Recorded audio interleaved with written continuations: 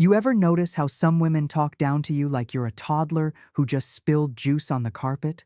That condescending tone, the eye rolling, the use your listening ears, sweetie vibe? Well, what I'm about to reveal is gonna shake you to your core. This isn't just rude behavior. This is deep psychological programming, and the truth behind it is darker and more primal than you could ever imagine. Stay with me, because by the end of this video, you'll never see these interactions the same way again. What's going on, everyone? Welcome back to the channel. If you're new here, you just stumbled onto something special. We talk about the uncomfortable truths that society wants to keep hidden, the stuff that makes people squirm but desperately needs to be said. Today, we're dissecting a phenomenon that's absolutely everywhere, but nobody wants to acknowledge it. We're talking about why modern women use baby talk, condescension, and emotional manipulation when dealing with men. And here's the twist that's going to blow your mind. Most of them have absolutely no idea they're doing it. We're going deep into the psychology, the societal programming, the biological instincts that have been hijacked, and how this all connects to a deeper crisis in modern culture. But before we dive in, I need you to do something right now. Hit that subscribe button and ring the bell. This channel is dedicated to uncovering truths that nobody else has the guts to talk about. I'm bringing you content that could literally change how you see the world. So subscribe right now and let's get into this. All right, so let me paint you a picture. You're scrolling through social media, TikTok, Instagram, whatever, and you come across this woman sitting in her car. She's got her phone propped up, perfect lighting, makeup on point, and she starts talking. But it's not normal conversation. She's clapping her hands between words. She's rolling her eyes. She's doing that weird, aggressive double hand gesture thing.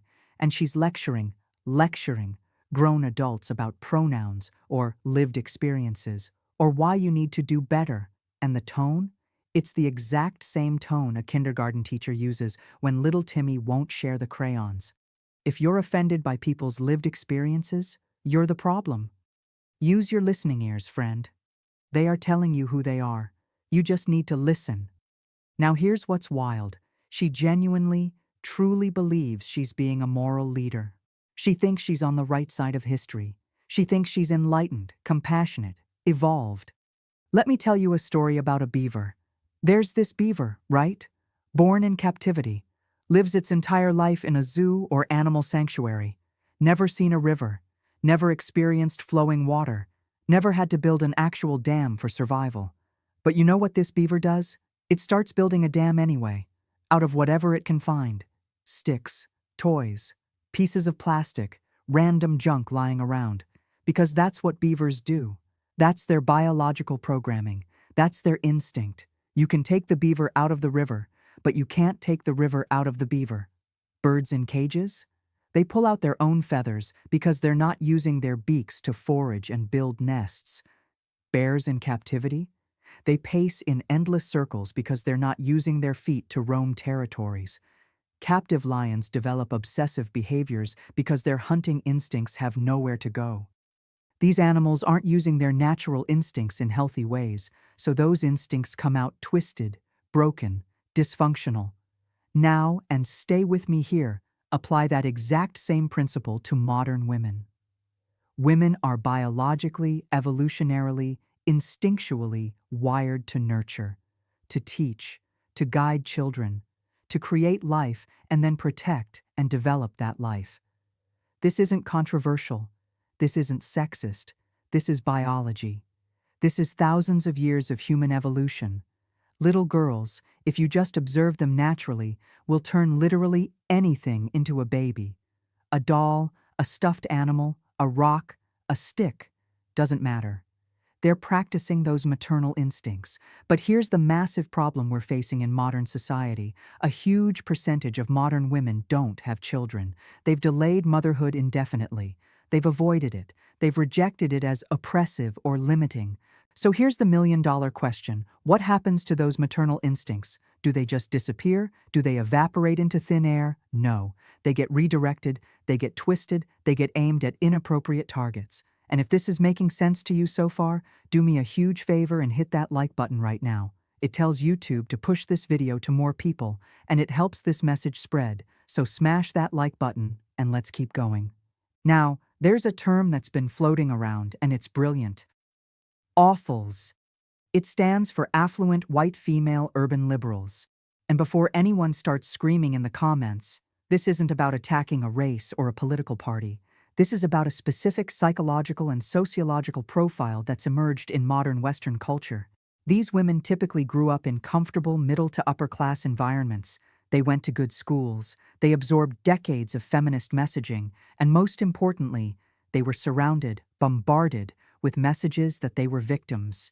Victims of the patriarchy, victims of systemic oppression, victims of men, especially white men, who were painted as colonizers, oppressors, the root of all evil in the world. Now here's where the psychology gets fascinating and dark at the same time. When you tell someone they're a victim long enough, they start building their entire identity around victimhood, and then they start identifying with other perceived victims, minorities, LGBTQ communities, immigrants, anyone they see as oppressed or lower status. But, and this is crucial, they don't actually empathize with these groups. Not in a genuine, deep way. What they're actually feeling is power. Think about it. By positioning themselves as the protectors, the allies, the good ones, the enlightened saviors of the oppressed, they get to feel morally superior to everyone else. They get to stand on a pedestal and lecture, correct, scold, mother. And who do they mother? Who do they lecture and condescend to? You. The men in their lives, especially the men who don't have obvious oppression points to claim. Because society, the media, universities, corporations, the government, they've all told these women that you're the bad guy, that you're the problem, that you need to be fixed, corrected, put in your place.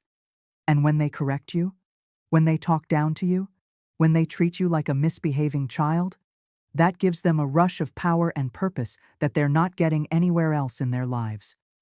Quick reminder, if you haven't subscribed yet, what are you waiting for?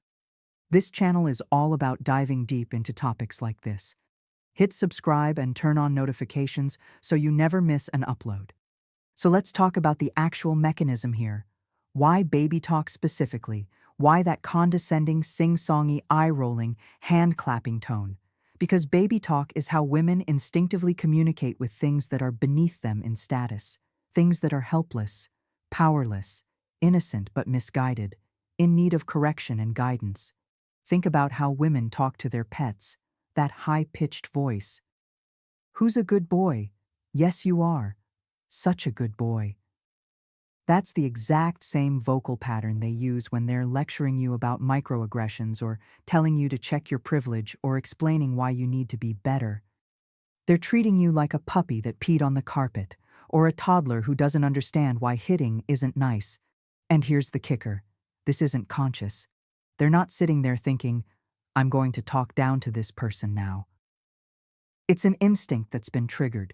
Baby talk gets activated by low status, and nothing is lower status than a baby.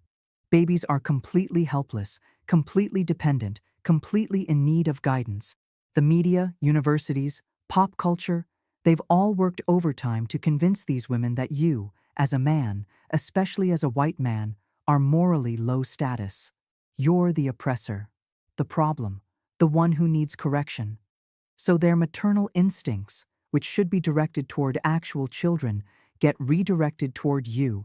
They're trying to mother you, to correct you, to guide you toward being a better person. But here's what's absolutely insane. These same women will turn around and say they don't want to be just a baby factory. They'll say motherhood is oppressive. They'll say traditional gender roles are limiting. And then they'll turn around and mother the entire world. They'll adopt causes and movements and victim groups as their surrogate children. They'll lecture and scold and condescend because those maternal instincts have to go somewhere. The beaver builds a dam out of SpongeBob toys because there's no river. The woman lectures strangers on TikTok because there are no children. Now let's talk about the false superiority complex that drives all of this. These women genuinely believe they're morally evolved. They think they're on a higher level of consciousness because they care about oppressed groups, because they're allies, because they're doing the work. But here's the dirty little secret. It's all performative. They don't actually care about these groups in any meaningful way. What they care about is appearing to care. What they care about is the social credit they get, the likes, the shares, the validation. I grew up around this mentality. I saw it firsthand. It's not empathy they're feeling. It's rage. Justified, righteous anger that gives them permission to feel powerful. If I can create a victim, I can create a villain. And if you're the villain, then I'm the hero. And heroes get to make the rules. So when you make a simple declarative statement, men and women think differently, they lose their minds, not because they disagree. Half the time they actually agree, but they can't let you say it. They can't let you define reality. That's their job. This is rebellion at its core, rebellion against natural order, rebellion against male leadership, rebellion against truth itself. And listen, if this video is opening your eyes to something you've experienced but couldn't articulate, share it with someone who needs to hear this. Drop the link in a group chat. Post it on your story. Let's spread this message. Now here's something that might completely change how you view these interactions.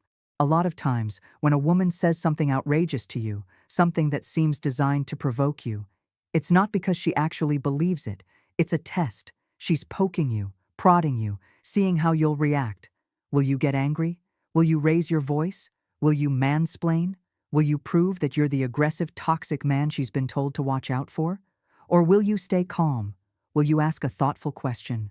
Will you make her confront her own logic without losing your cool? Here's the key. Women don't operate on logic. They operate on feelings. Their feelings determine their reality. So if you try to logic your way out of baby talk, if you try to debate and use facts and reason, you've already lost. She doesn't care about your argument. She cares about how you make her feel. But here's how you win. You play the game better than she does. When she says, "You're not listening to lived experiences," you calmly respond, "Aren't you dismissing my lived experience right now?" When she lectures you about privilege, you ask, "How do you think that makes me feel when you assume things about my life without knowing my story?" You flip the script. You use her own moral framework against her. You make her the bad guy in her own victim-hero narrative. And watch what happens. She'll freeze. She'll backtrack. She'll suddenly become reasonable. Not because you changed her mind, but because you changed how she feels about the situation. But let's zoom out for a second and look at the bigger picture here. What we're really talking about is a crisis of meaning and purpose. For all of human history, women had a clear biological and social purpose: create and nurture the next generation, build families, create stable homes. And yes, that came with limitations. Yes, there were injustices. Yes, there were women who wanted different paths and couldn't pursue them. But modern feminism didn't just open up new options for women. It actively demonized the traditional role. It told women that being a mother and wife was oppression, that it was beneath them, that they could be so much more. So women rejected that role. They pursued careers, independence, freedom from patriarchal expectations. And now? Now we have an epidemic of childless women in their 30s and 40s who are statistically the most miserable demographic in modern society. They're on antidepressants. They're anxious. They're unfulfilled. They're angry. Because you can't reject your biological purpose without consequences. You can't suppress your deepest instincts without them coming out in twisted, dysfunctional ways. So they redirect those maternal instincts toward pets, toward causes, toward lecturing strangers on the internet. They build dams out of SpongeBob toys because there's no river. And deep down, at a level they can't even articulate, they're miserable, empty, lost. But they can't admit that. Because admitting that would mean admitting that maybe, just maybe, the traditional wisdom was onto something. That maybe biology matters. That maybe there are some things about human nature that can't be socially constructed away. So how do you deal with this? How do you win? Option 1. Be someone she actually respects, a boss, an expert, someone she's genuinely attracted to. If she sees you as high status, she won't baby talk you. Simple as that. Option 2. Play her game better than she does. Use her own rules against her. When she claims moral superiority, make her live up to her own standards. Watch her crumble when she realizes she's being a hypocrite. Option 3. Walk away. Seriously. Not every battle is worth fighting. Some women are too far gone, too programmed, too invested in the narrative. Save your energy for battles that matter. But whatever you do not try to logic your way out. Do not get angry. Do not give her the reaction she's fishing for. Stay calm, stay in control, and either use her tactics against her or simply remove yourself from the situation. Before we wrap up, make sure you're subscribed to this channel. Hit that bell icon. Drop a comment below with your thoughts. I read every single one, and I want to hear your experiences with this. And share this video with someone who needs to understand what's really going on. Look, this is uncomfortable stuff. It challenges everything we've been told about gender equality, respect, and modern relationships. But the truth doesn't care about comfort. The truth doesn't care about feelings. Modern women are malfunctioning, not because they're bad people, but because society has broken their natural instincts and redirected them in toxic, dysfunctional ways. And until we're willing to be honest about that, until we stop pretending that biology doesn't exist and that natural roles don't matter, nothing's going to change. The truth is spreading. Let's keep it going. I'll see you in the next one. Peace out. Subscribe Animation Plus. Next video suggestions. Plus, comment prompt.